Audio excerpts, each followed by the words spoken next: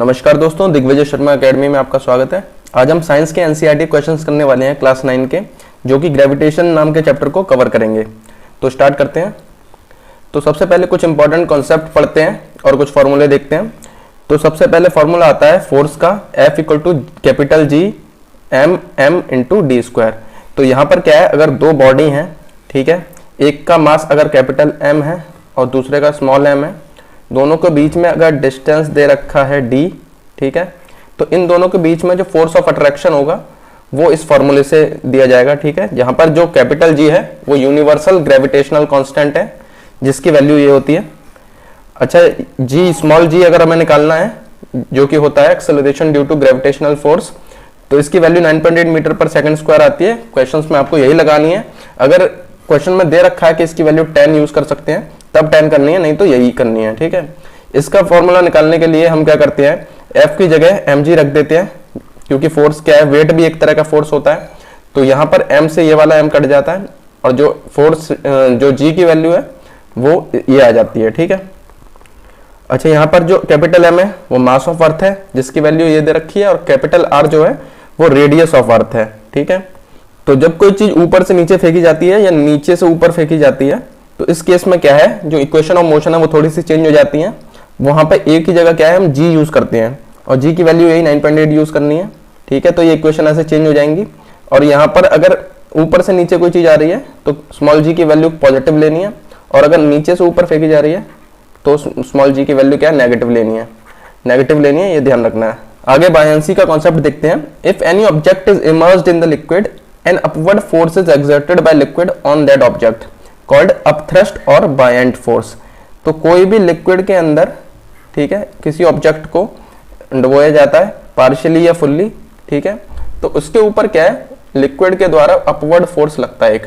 ये upward force जो होता है उसे हम अपथ्रस्ट या बायंट फोर्स कहते हैं, ठीक है। इसी के ऊपर आर्किमिडीज ने प्रिंसिपल दिया है, when a body is immersed fully और partially in a fluid it experiences an upward force that is equal to the weight of the fluid displaced by it. तो जब ये ऑब्जेक्ट इसमें डाला गया होगा तो इसका फ्लूइड का जो लेवल है, लिक्विड का लेवल है, ये थोड़ा सा ऊपर हो गया होगा, ठीक है। तो ये जो लिक्विड का जो वेट है इसने डिस्प्लेस किया होगा, ठीक है, डिस्प्लेस किया है जो वेट ऑफ लिक्विड, तो जो अपवर्ड फोर्स होगी वो वेट ऑफ लिक्विड डिस्प्लेस्ड, जो वेट ऑफ लिक्विड डिस्प्लेस किया गया है उसी के इक्वल होगी। तो जो अपवर्ड फोर्स है that is equal to the weight of the fluid displaced by it यानी कि ऑब्जेक्ट। तो जो ऑब्जेक्ट फ्लूइड का वेट डिस्प्लेस करेगा उसी के इक्वल जो है अपवर्ड फोर्स लगेगी, ठीक है। आर्किमिडीज प्रिंसिपल का जो एप्लीकेशन है, तो इसके यूजेस कहाँ होते हैं, इसके शिप डिजाइन करने में यूज होते हैं, सबमरीन में होते हैं, लैक्टोमीटर यानी कि जिससे कि हम मिल्क की प्योरिटी चेक करते हैं, और हाइड्रोमीटर्स में भी यूज होता है इसका प्रिंसिपल, जिसमें कि हम लिक्विड्स की डेंसिटी नापते हैं, ठीक है। रिलेटिव डेंसिटी एक कॉन्सेप्ट होता है जो कि इक्वल होता है density of substance divide by density of water. Density of water question में दिया होता है, लेकिन अगर नहीं दिया है तो आपको ये याद रहना चाहिए, ये होता है 1000 किलोग्राम पर मीटर क्यूब। अगर ग्राम पर सेंटीमीटर क्यूब में दे रखा है तो 1 ग्राम पर सेंटीमीटर क्यूब होता है। तो क्वेश्चन स्टार्ट करते हैं। The mass of a moon is about 0.012 times that of earth and its diameter is about 0.25 times that of earth. The value of capital G on the moon will be. तो जो capital G होता है उसकी हर जगह value same रहती है, इसीलिए universal gravitational constant कहते हैं इसे, इसीलिए ऑप्शन ए करेक्ट हो जाएगा, same as that on the earth. An apple falls from a tree because of the gravitational attraction between earth and the apple. If F1 is the magnitude of the force exerted by earth on the apple and F2 is the magnitude of the force exerted by apple on the earth, then तो यहाँ पर क्या रखा है, जो Apple है वो tree से नीचे गिर जाता है क्योंकि ग्रेविटेशनल अट्रैक्शन हो रहा है उनके बीच में, ठीक है, अर्थ और एप्पल के बीच में। तो यहाँ पर F1 दे रखा है force exerted by earth on the Apple, और F2 दे रखा है force exerted by Apple on the अर्थ। तो हमको इन दोनों के बीच में रिलेशन बताना है। F1 is greater than F2, F2 is very much greater than F1, F1 and F2 are equal, तो F1 is only a little greater than F2। तो यहाँ पर हम न्यूटन के थर्ड लॉ ऑफ मोशन का use करेंगे, जिसके according to every action there is an equal and opposite reaction.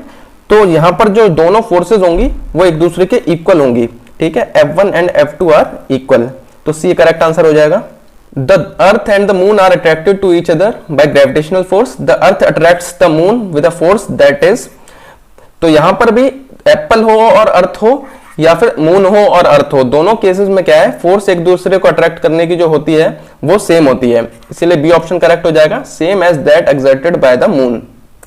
A stone is released from the top of a tower of height 19.6 metre, then its final velocity just before the touching the ground will be. तो यहां पर दे रखा है एक stone को ऊपर से फेंका जा रहा है टावर से, ठीक है, नीचे, जिसकी हाइट दे रखी है 19.6 मीटर, ठीक है, तो h हमें 19.6 मीटर दे रखा है। तो जब ऊपर से फेंका जाएगा तो इनिशियल वेलोसिटी इसकी 0 होगी, ठीक है, रेस्ट से फेंका जाएगा, इसीलिए u 0 हो जाएगा। फाइनल वेलोसिटी हमको निकालनी है, ठीक है, तो v मान लेंगे उसको, फाइनल वेलोसिटी v मान लेंगे। तो क्योंकि यहाँ पर h दे रखा है इसीलिए हम फॉर्मूला यूज करेंगे v square minus u square equal to 2gh। अब यहाँ पर g जो है वो पॉजिटिव लेंगे, क्योंकि यहाँ पर टावर से क्या है, ऊपर से नीचे आ रहा है मोशन, ठीक है, ऊपर से नीचे आएगा तो पॉजिटिव होता है, ऊपर नीचे से ऊपर जाएगा तो नेगेटिव होगा। तो यहाँ पर हम g की वैल्यू प्लस का 9.8 ले लेंगे, ठीक है। तो v हमें निकालना है, u की जगह 0 हो जाएगा तो इसको लिखने की जरूरत नहीं है, यहाँ पर आ जाएगा 2, g की जगह 9.8 और h की जगह हम यूज करेंगे 19.6। तो 2 का 9.8 से मल्टीप्लाई होगा तो ये 19.6 हो जाएगा और इधर 19.6 है ही, तो ये हो जाएगा 19.6 का स्क्वायर, तो v स्क्वायर हो रहा है 19.6 का स्क्वायर, तो v की वैल्यू हो जाएगी 19.6, ठीक है। ये मीटर पर सेकंड में आ जाएगा आंसर, क्योंकि वेलोसिटी मीटर पर सेकंड में होती है, तो 19.6 मीटर पर सेकंड, ये सी ऑप्शन करेक्ट हो जाएगा। When a piece of cork is put into the water, it starts floating on the surface of water due to upward buoyant force from the water. If the cork is pushed more inside the water by applying the force, then buoyant force। तो यहाँ पर क्या दे रखा है, एक container है, उसके अंदर लिक्विड है, वाटर है, उसके ऊपर क्या है, कॉर्क है, वो फ्लोट कर रहा है। अगर हम ऊपर से फोर्स लगाते हैं तो कॉर्क क्या है, अंदर की तरफ जाएगा, तो ये पूछ रहे हैं बायंट फोर्स क्या होगी, बढ़ेगी घटेगी, ये बताना है। तो जब हम एक्स्ट्रा फोर्स लगाएंगे तो जो वाटर डिस्प्लेस हो जाएगा, ठीक है, यहाँ पर वाटर जो है थोड़ा बहुत डिस्प्लेस होगा और जो बायंट फोर्स है वो और ज्यादा लगेगी। तो इस केस में क्या है, बायंट फोर्स बढ़ेगी जब हम कॉर्क को अंदर की तरफ पुश करेंगे, इसीलिए ए ऑप्शन करेक्ट हो जाएगा, buoyant force will increase as the cork is immersed into the water. A rectangular wooden block has length, breadth and height of 40 cm, 35 cm and 10 cm। तो ये लेंथ दे रखी है, ये breadth हो गई और ये हाइट हो जाएगी, ठीक है। This wooden block is kept on the ground in 3 different ways, turn by turn.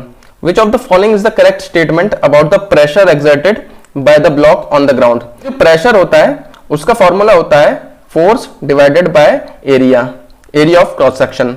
तो देखिए यहाँ पे सारे ऑप्शन में क्या है, मैक्सिमम प्रेशर की बात की गई है। तो अगर हमें यहाँ पर प्रेशर मैक्सिमम चाहिए तो एरिया जो होगा, एरिया ऑफ क्रॉस सेक्शन होगा, वो मिनिमम होना चाहिए, ठीक है। जब मिनिमम होगा एरिया ऑफ क्रॉस सेक्शन तभी क्या है, प्रेशर मैक्सिमम होने वाला है। तो यहाँ पर अगर मैं लेंथ, ब्रेथ और हाइट देखता हूं तो ब्रेथ और हाइट का जब मल्टीप्लाई होगा, यानी कि क्या है, रेक्टेंगुलर ब्लॉक को ऐसे रखा जाएगा, जब ब्रेथ और हाइट नीचे रहेंगे तब क्या है, इसका प्रेशर मैक्सिमम होने वाला है, क्योंकि एरिया तभी क्या है, मिनिमम होगा। तो अभी ऑप्शन देखते हैं, maximum pressure is exerted when the length and breadth form the base. तो लेंथ और ब्रेथ नहीं, हमें चाहिए क्या, ब्रेथ और हाइट चाहिए। तो ब्रेथ और हाइट क्या है, थर्ड ऑप्शन में आ रहे हैं, सी ऑप्शन में आ रहे हैं, तो ये करेक्ट हो जाएगा। The maximum pressure is exerted when the breadth and height form the base. तो बेस में ब्रेथ और हाइट होंगे तो इनका जो एरिया होगा वो मिनिमम होगा, जो 35 × 10 से आएगा, ठीक है। अगर लेंथ और ब्रेथ ले लेंगे तो इन दोनों का मल्टीप्लाई होगा, लेंथ और हाइट ले लेंगे तो इन दोनों का मल्टीप्लाई हो जाएगा 40 और 10 का। तो सबसे कम जो एरिया होगा वो ब्रेथ और हाइट के कॉम्बिनेशन से आएगा, इसीलिए हमारा सी ऑप्शन करेक्ट होगा। Two particles are placed at some distance. If the mass of each of the two particles is doubled, keeping the distance between them unchanged, the value of gravitational force will be। तो gravitational force का हमारा formula होता है capital G m small m divided by d square. जहां पर ये इनके मास होते हैं और d जो होता है उनके बीच का डिस्टेंस होता है। तो हमसे कहा जा रहा है कि दोनों के मास क्या है, डबल कर दिए जा रहे हैं, तो हम जो नया फोर्स होगा वो क्या होगा, तो कैपिटल G सेम रहेगा, कैपिटल M की जगह 2 × कैपिटल M हो जाएगा और स्मॉल m की जगह 2 × स्मॉल m हो जाएगा, ठीक है। नीचे वाला डिस्टेंस चेंज नहीं हो रहा है तो उसको सेम रख देंगे। अब ये 2 और 2 जो है इनको क्या मैं अलग से इधर से हटा के यहाँ पे भी 4 लिख सकता हूँ, ठीक है। तो ये जो पूरा है, ये पहले वाला जो फोर्स है वो हो जाएगा। अब नया फोर्स जो आएगा हमारा वो हो जाएगा पुराना वाला फोर्स मल्टीप्लाई बाय 4। तो हमारा जो नया फोर्स है वो क्या है, पुराने वाले फोर्स के 4 टाइम्स है। यही पूछा गया है यहाँ पे, the value of gravitational force between them will be, तो जो नया ग्रेविटेशनल फोर्स होगा वो क्या हो जाएगा, पुराने वाले के 4 टाइम्स। तो ये करेक्ट आंसर हो जाएगा B. A boy is whirling a stone tied with a string in a horizontal circular path, if the string breaks the stone will, तो यहां पर क्या दे रखा है, एक जो रस्सी है, ठीक है, उसके एंड पे एक बच्चे ने क्या है, स्टोन बांध लिया है। अब उसको वो गोल गोल घुमा रहा है ऐसे, ठीक है। तो जब ऐसे गोल गोल घुमाया जाता है और बीच में रस्सी टूट जाती है, यही इन्होंने कहा है, if the string breaks the, तो जो स्टोन होगा वो क्या होगा, इसके टेंजेंट के अलोंग वो चला जाएगा, ठीक है, इसको टेंजेंट बोलते हैं, ठीक है। तो इसका मोशन जो होगा स्टोन का, वो टेंजेंट के अलोंग चला जाएगा। अगर यहां पर छूटेगा तो इधर चला जाएगा, अगर इस पॉइंट पे छूटेगा तो इधर चले जाएगा, लेकिन जहां भी जाएगा वो अपने टेंजेंट के पाथ के अलोंग जाएगा।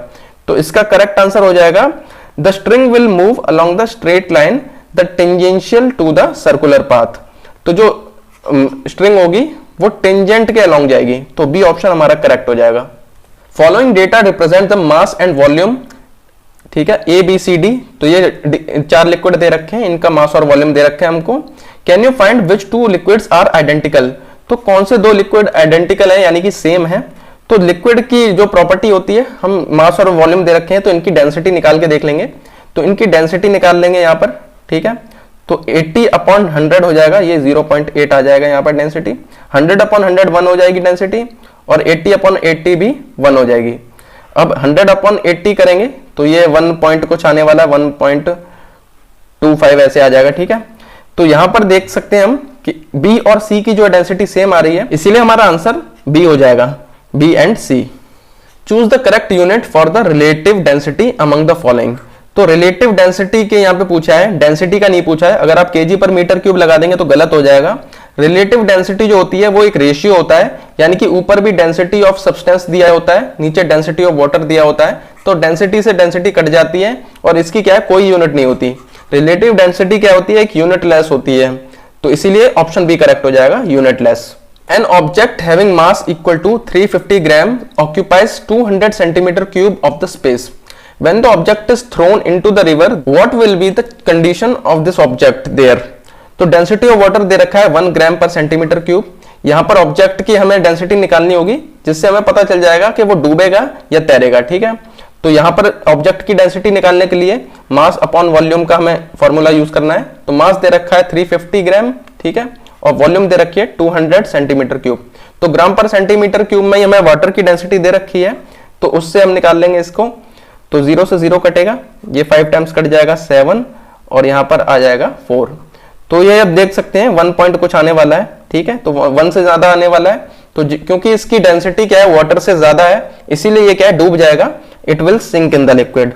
The school bags are generally provided with the broad strips because, तो जैसे कि हमने प्रेशर का फॉर्मूला देखा था, फोर्स अपॉन एरिया होता है, ठीक है।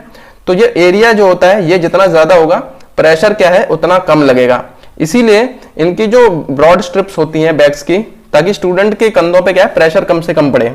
तो आइए ऑप्शन देखते हैं। It will spread the force of the bag over the large area of the shoulder of the child producing a large pressure. तो लार्ज प्रेशर हमको नहीं चाहिए, हमें स्मॉल प्रेशर चाहिए, लेस प्रेशर चाहिए। It will spread the force of the bag over the large area of the shoulder of the child producing less pressure. तो ये option correct हो जाएगा। एरिया को उसको बढ़ा देगा, जिससे क्या है, प्रेशर कम पड़ेगा चाइल्ड के शोल्डर पे। तो बी ऑप्शन करेक्ट हो जाएगा। An object is thrown vertically upwards and rises to a height of 10 meter. Calculate the velocity with which the object was thrown upward. The time taken by the object to reach the highest point. तो यहाँ पर क्या है, एक object जो है वो ऊपर की तरफ फेंका जा रहा है। तो जब ऊपर की तरफ फेंका जाता है तो वो क्या है, इनिशियली कुछ वेलोसिटी से उसको फेंका गया होगा, उसको यू मान लेंगे। अब जब भी कोई ऑब्जेक्ट ऊपर फेंका जाता है तो ऊपर एक पॉइंट पे क्या है, वो जाके रुक जाता है। तो ऊपर पॉइंट पे रुक जाता है, इसीलिए इसकी फाइनल वेलोसिटी क्या है, हम 0 मान लेंगे, ठीक है। हाइट दे रखी है इसकी हमको 10 मीटर, ठीक है। तो यहां पर पूछा जा रहा है calculate the velocity with which the object was thrown upwards. तो u पूछा जा रहा है, इसलिए यहां पर फॉर्मूला लगा देंगे हम, v² - u² = 2gh। अब क्योंकि ये नीचे से ऊपर फेंका जा रहा है, इसीलिए g की वैल्यू क्या है, नेगेटिव में 9.8 यूज होगी, ठीक है। तो v की जगह 0 रख देंगे और u की जगह u ही रख देंगे, ये निकालना है हमको। तो ये हो जाएगा 2 इंटू माइनस का 9.8 इंटू 10, ठीक है। तो यहाँ पर 0 है इसलिए ये माइनस का u स्क्वायर आ जाएगा, ठीक है। और ये माइनस यहाँ बाहर ले लेंगे, ये 10 का इससे मल्टीप्लाई होगा तो ये पॉइंट हट जाएगा और ये 10 कट जाएगा। तो 2 का मल्टीप्लाई 98 से होगा तो ये आ जाएगा 196। तो u ये माइनस से माइनस कट जाएगा तो u स्क्वायर हमारा आ रहा है 196, ठीक है। तो u की वैल्यू हो जाएगी 14, इसका रूट हो जाएगा तो ये 14 आ जाएगा। तो जो वेलोसिटी हो जाएगी हमारी, फर्स्ट पार्ट का आंसर आ गया है यहाँ पे 14 मीटर पर सेकंड। जिस वेलोसिटी उससे उसको ऊपर फेंका गया है उसकी वेलोसिटी आ गई है 14 मीटर पर सेकंड। तो यहाँ पर पूछा है दूसरे ऑप्शन में the time taken by the object to reach the highest point. तो हाईएस्ट पॉइंट पर रीच करने के लिए उसको टाइम कितना लगा, तो इसको निकालने के लिए क्या है, हम फर्स्ट इक्वेशन यूज करेंगे v equal to u plus g t, ठीक है। तो v हमारी क्या है 0 है, u की वैल्यू हमारी 14 है, g की जगह हम क्या है -9.8 यूज करेंगे और t जो है वो निकाल लेंगे, ठीक है। तो ये जो -9.8 है इस साइड आएगा तो पॉजिटिव हो जाएगा, प्लस का 9.8 t हो जाएगा जो कि हो जाएगा 14 के इक्वल।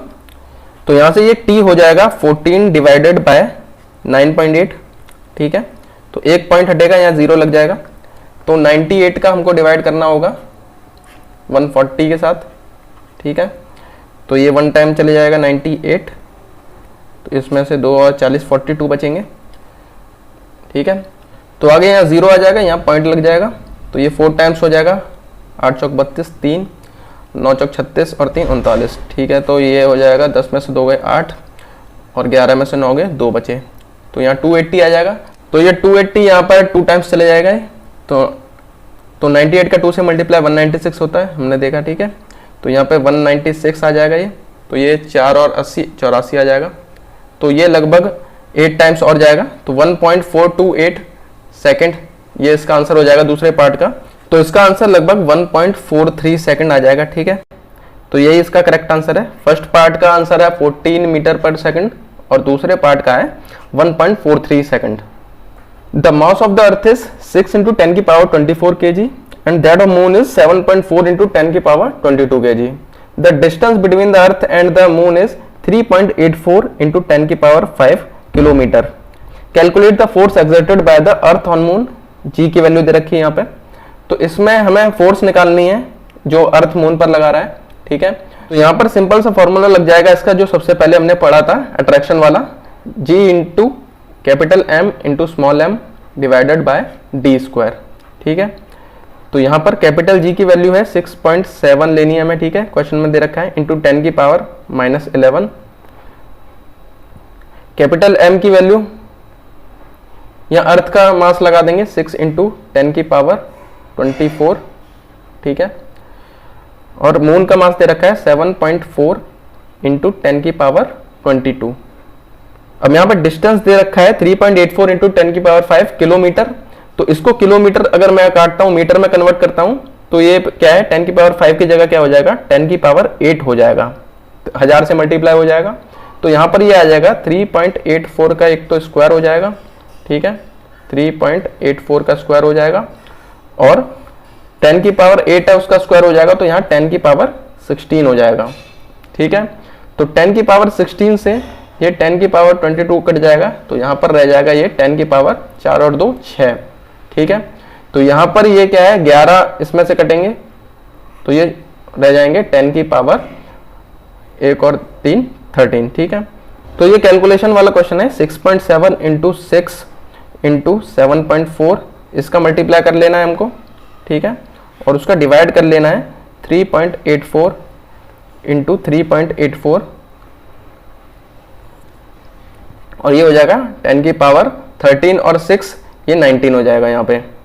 तो आप इसको कैलकुलेट कर लीजिएगा, ठीक है। इसका आंसर 2.02 × 10 की पावर 20 न्यूटन आएगा, ठीक है। तो खाली कैलकुलेशन है तो इसमें टाइम वेस्ट नहीं करेंगे यहाँ पे। अगला क्वेश्चन देखते हैं। Relative density of silver is 10.8, the density of water is 1000 kilogram per metre cube, the density of silver. तो सिल्वर की डेंसिटी हमको निकालनी है। तो रिलेटिव डेंसिटी का फॉर्मूला हमने पढ़ा है, वो होता है डेंसिटी ऑफ ऑब्जेक्ट। तो यहाँ पर सिल्वर की डेंसिटी दे रखी है तो सिल्वर की डेंसिटी ऊपर आ जाएगी और नीचे आ जाएगी डेंसिटी ऑफ वाटर, ठीक है, डेंसिटी ऑफ वाटर। तो सिल्वर की डेंसिटी हमको निकालनी है, ठीक है, और रिलेटिव डेंसिटी दे रखी है, तो ये इन दोनों का मल्टीप्लाई हो जाएगा। तो सिल्वर की जो डेंसिटी है वो रिलेटिव डेंसिटी और डेंसिटी ऑफ वाटर के मल्टीप्लाई के बराबर हो जाएगी, ठीक है। तो रिलेटिव डेंसिटी हमको दे रखी है 10.8, ठीक है, और जो डेंसिटी ऑफ वाटर होती है वो होती है 1000। तो इन दोनों का मल्टीप्लाई हो जाएगा, एक पॉइंट से एक जीरो हट जाएगा और 2 जीरो लग जाएंगे आगे, तो ये 10800, ये आंसर हो जाएगा इसका। अब क्योंकि यहाँ केजी पर मीटर क्यूब में डेंसिटी ऑफ वाटर दे रखी है, तो ये भी केजी पर मीटर क्यूब आ जाएगा इसका आंसर। तो डेंसिटी ऑफ सिल्वर हो जाएगा 10800 केजी पर मीटर क्यूब। तो हमारे क्वेश्चन यहीं खत्म होते हैं। अगर आप एंड तक बने रहे तो आपका बहुत बहुत थैंक यू। अगर आपको ये वीडियो पसंद आए तो वीडियो को लाइक जरूर कीजिए। अगले किस टॉपिक पर आप वीडियो चाहते हैं कमेंट सेक्शन में जरूर बताइए। अगर आप AEES-PRT की सीरियसली तैयारी कर रहे हैं तो AEES-PRT कंप्लीट सिलेबस नाम की प्लेलिस्ट को जरूर चेकआउट कीजिए। अगर आप ये PPT डाउनलोड करना चाहते हैं तो Telegram channel Digvijay Sharma academy को ज्वाइन कीजिए। अगर आप ऐसे ही और वीडियोस देखना चाहते हैं तो दिग्विजय शर्मा एकेडमी को सब्सक्राइब कीजिए। मिलते हैं अगले वीडियो में।